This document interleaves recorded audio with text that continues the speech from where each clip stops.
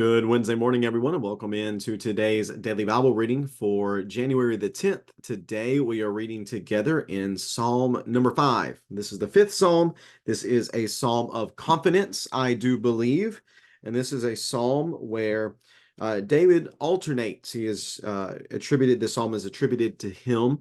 He alternates between making a request of God and then recognizing that evildoers can't do what he does. He is able to make these requests because he is someone let's see here, he talks about taking refuge in Yahweh. He talks about pleading his case before Yahweh.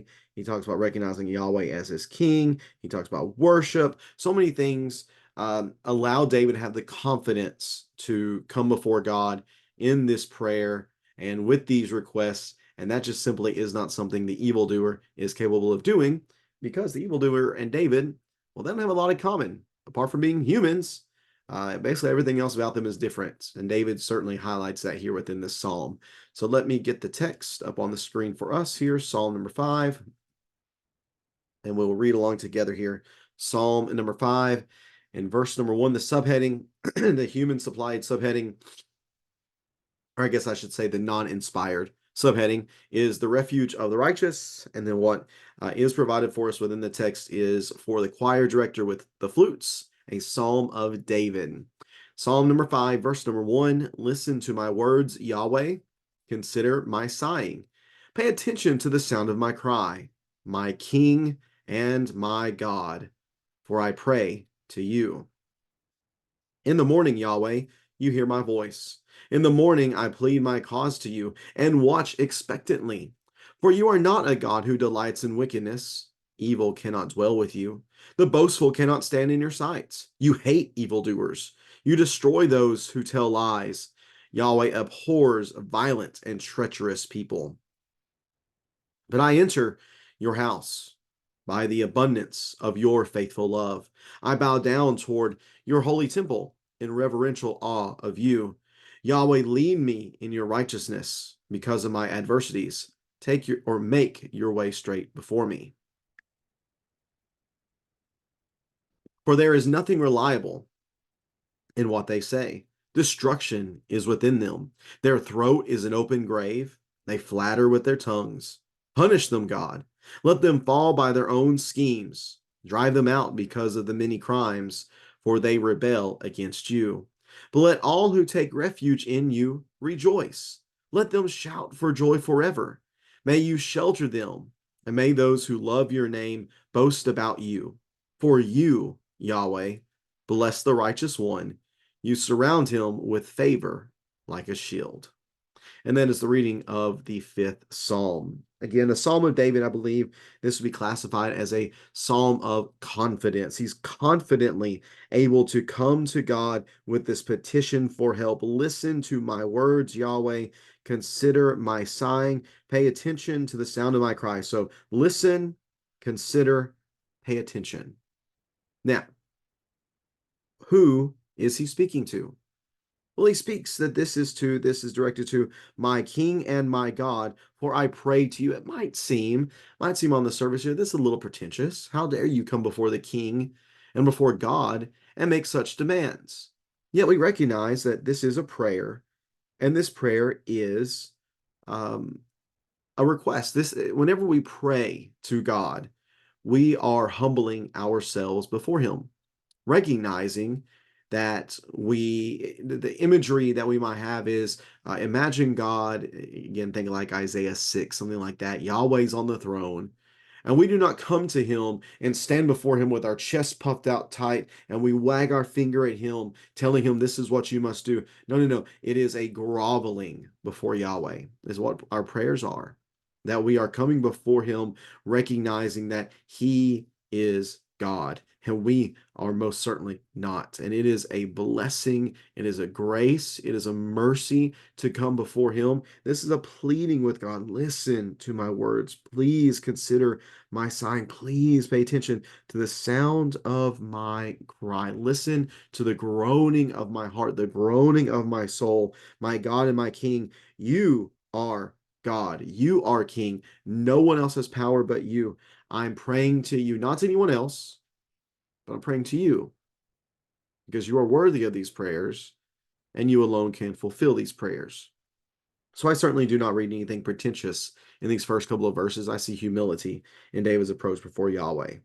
In the morning, might remind us of Psalm number 3, a morning prayer. In the morning, Yahweh, you hear my voice. In the morning, I plead my cause to you and watch expectantly. Again, we might say, oh, it's a little pretentious that he expects for God to do something. Well, why does he expect God to do something? Because he, David, is great? Well, no, because again, he recognizes the humility of his pleading before Yahweh, and that Yahweh has proved time and time again that he is gracious, that he is loving, that he is good. And as we're going to see at the end, God does bless the righteous one. And David here is showing his righteousness through his request being made known to God. Now we come to verses 4, 5, and 6. We recognize, well, here are some descriptions of evildoers. And we'll put this together with verses 9 and 10 as well. Just as God is a God, Yahweh is a God who hears the pleas and the pleading and the moaning of the soul from the righteous. Just as true of a statement as that is, it is equally true that he is not a God who delights in wickedness, that evil cannot dwell with you, not even for a second. Not even for a second can he dwell with you. They cannot stand in your sight. Why? Because he hates the evildoer. He destroys those who tell lies. He abhors violent and treacherous people. All of these things are completely inconsistent with the nature of God. Therefore, they cannot stand. They cannot stand before him for even a second. They are so antithetical to who God is, to his nature, to his glory, to his character, that they have no part with him. These people are unreliable, going to verse number 9 about what they say. Destruction is within them, again, completely against God's nature to lie. Their throat is an open grave. They flatter with their tongues. Ooh, you might recognize some of that language from Romans chapter 3 in Paul's description of the totality of man's rebellion against God. For all have sinned and fall short of the glory of God is the conclusion that Paul makes there. And he quotes here from Psalm number 5 and a number of other Psalms as well. So what is God going to do with that type of person? Just as David was able to expect for God to bless the righteous, what's God going to do with these type of individuals? Well, David's pleased that he would punish them, that they would fall by their own schemes, that God will drive them out because of their many crimes, for they rebel against you. Just as David is able to approach God with his petitions and requests, as much as he is able to do that, and much as he has confidence being able to do that because of who God is and he knows what God desires, just as much are these people being driven away from God because of their rebellion. It's not that God just decided, I just don't like you all that much. No, it's not like that at all. It is their character and their choices and their behavior makes them incapable of standing before such a holy God. Now, that's for the evildoer. Now let's come back, and I kind of got that out of whack as far as the order goes. The order of this text is bounces back and forth. You know, he starts with the request, he then talks about the evildoer, he goes back to the request and talks about the evildoer again, and then finishes with the request. So again, we're talking about the confidence that the confidence that David has in God to be able to ask him to listen, to consider, to pay attention. He's able to plead and he waits expectantly. Well, why? Evildoers can't do that because of what we've described, but David can do that because he enters his house by the abundance of Yahweh's faithful love of his Hesed. And David bows down before God in his holy temple. He bows down before him in reverential awe, just as the behavior of the wicked creates separation between them and God. So does David's behavior of worship, reverential awe. It allows him to be drawn closer to God. So the request then, Yahweh, lead me in your righteousness. Because my adversaries make your way straight before me. I don't want to be like them. I don't want to be in their position. I don't want to experience distance between me and you because of my behavior. So please help me to be drawn nearer to you. And not only David, but look at verse number 11. Let all who take refuge in you rejoice. Let them shout for joy forever. And in this, as they approach you in this way, as they take refuge in you, as they shout for joy and shout your praises, may you shelter them. And may those who love your name boast about you, for you, Yahweh, bless the righteous one. This psalm at the end, the way David describes it, Yahweh blessing the righteous one, this psalm, in fact, is an example of that. David here in writing this psalm is giving an example of God blessing the righteous one. You surround him with favor like a shield, that imagery we've seen already in Psalm 3 and verse number 3. But there's the surrounding that God does of his people. There's the shielding that he does of his people. Again, because of my adversaries, make your way straight before me. This psalm is a psalm where, again, David is making a request, yes, but he's not coming to God with these requests just hoping that they work out. No. He comes to God with great confidence that he can make these requests. Again, to listen, to consider, to pay attention, to hear. As David pleads before him, he's able to wait expectantly. Why? Because David knows that the two paths we talked about from Psalm 1, they do result in different outcomes. The person in Psalm 1 who does not delight in the law, who does not meditate upon it, who does not love Yahweh, that person is blown away like chaff, unable to stand.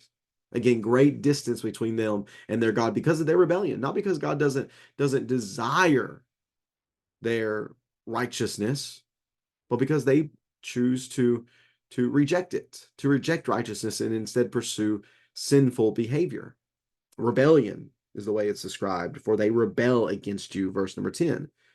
But for those who do delight in the law and meditate upon it and love Yahweh, those who live righteously, they are able to make these requests. They are able to come before the throne of God as one belonging to his people, and they're able to make these requests. And in making these requests, they wait expectantly for a good God to do good things, for them to be sheltered, for them to find refuge, to find joy in this refuge, to find joy in God surrounding them, and to find joy in the favor of Yahweh shielding them in a tremendous way.